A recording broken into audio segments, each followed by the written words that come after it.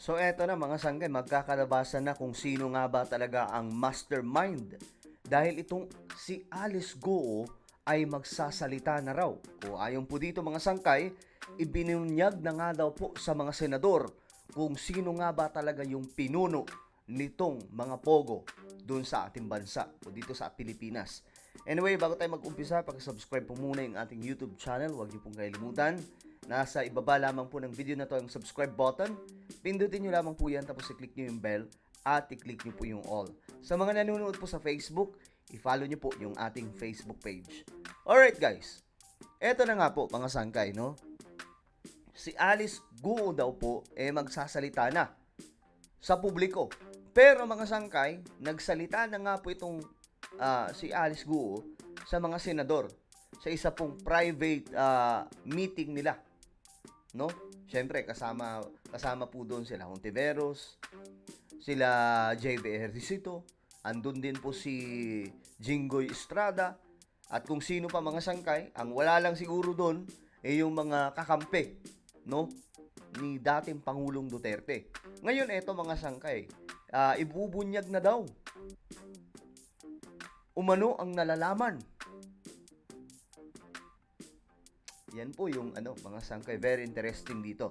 Actually, sa executive session na ito, nagsalita na po si Guo.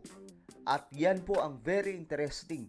Sino ang ikinanta ni Guo? Sino kaya ang mastermind? Kasi hindi daw talaga siya yung pinaka pinuno mga sangkay nitong pogo sa Pilipinas. Mayroon pa. So, sino kaya? Asher, ano ang lumabas na koneksyon ni dating PNP Chief Acorda sa pagdinig ng Senado kaugnay sa operasyon ng Philippine Offshore Gaming Operators o POGO?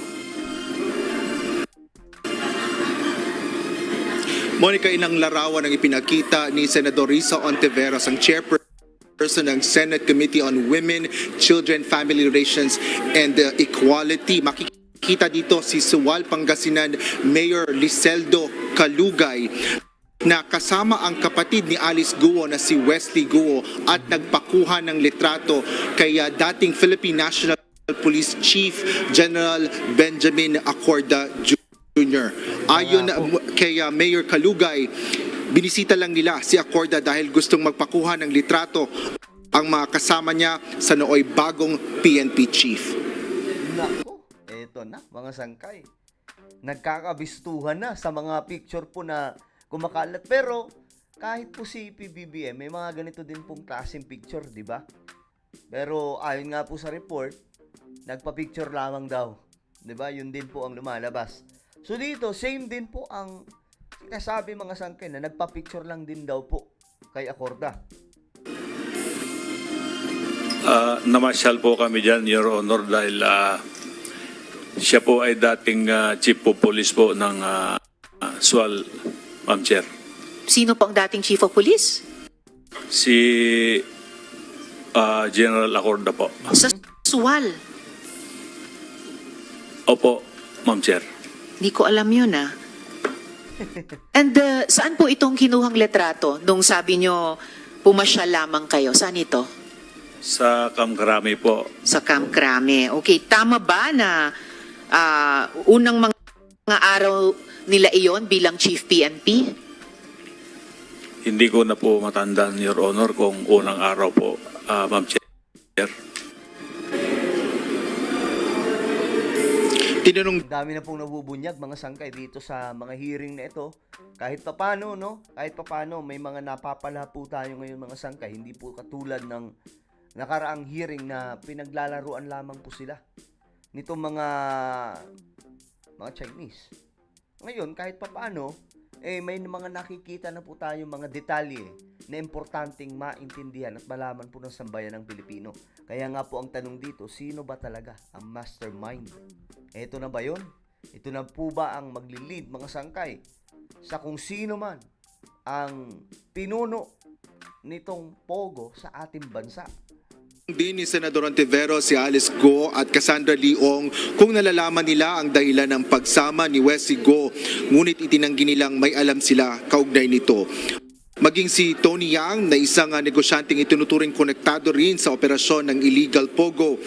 May larawan din kasama si Acorda noong hindi pa siya PNP chief. Paliwanag ni Yang, kilala lang nito ang maging ang ibang pang mga dating PNP regional officers. Siyempre, magkakatanggihan na po mga sangkay, no?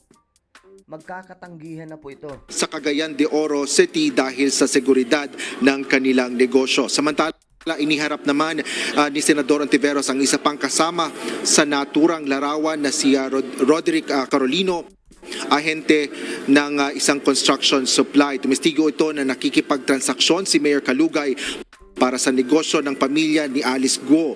Ngunit ayon sa mambabatas, taliwas ito sa nauna ng pahayag ng alkalde na tumangging may business transaction sa pagitan nilang dalawa ni Alice Guo.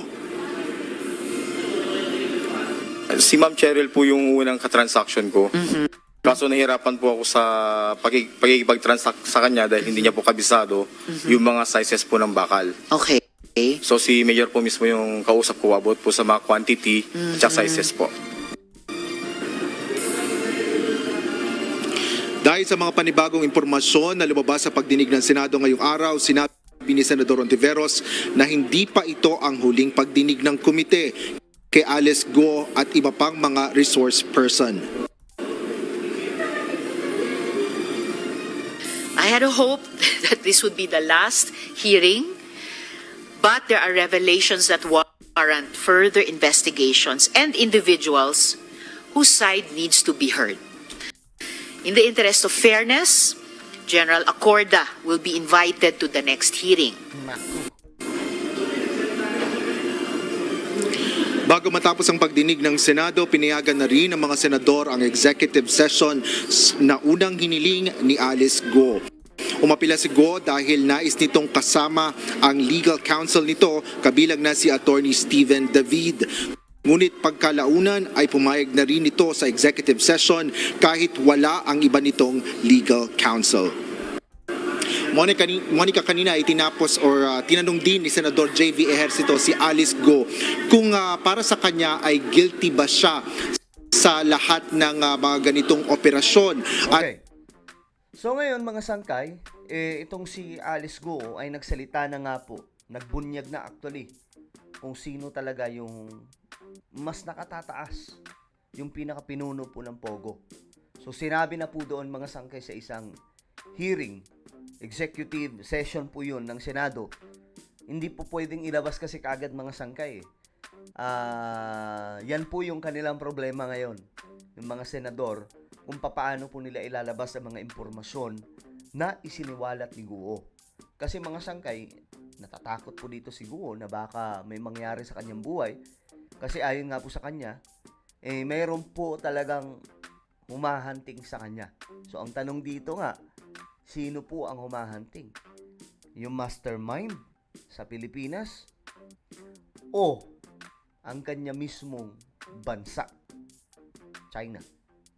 So that's very interesting mga sangkay na kanyang mga sinasabi tungkol po sa proteksyon ng kanyang buhay, proteksyon ng kanyang pamilya, mga sangkay. Yan po yung kanyang mga kahilingan eh. Hindi rin po natin masisi, mga sangkay, kung bakit nahihirapan magsalita. Kasi syempre may mga banta po yan eh. Ngayon, nagsalita na po siya sa mga senador. Ayon nga po kay Jinggoy na sa kanilang executive session, no? Na sila lang, sekretong inilabas ni Alice Guo ang kanyang mga nalalaman. At ayon po kay JV, may napala sila sa kanilang executive session. So yan po yung kanilang problema ngayon, mga sangkay, kung paano po nila isa sa publiko yung mahalagang impormasyon.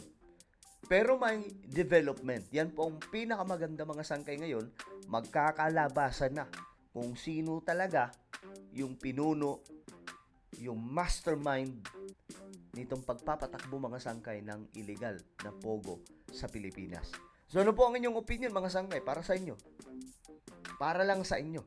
Sino kaya sa tingin nyo yung pinuno talaga nitong Pogo? Well, i-comment nyo sa ibabang inyong mga opinion. And again guys, paki-subscribe po yung ating YouTube channel.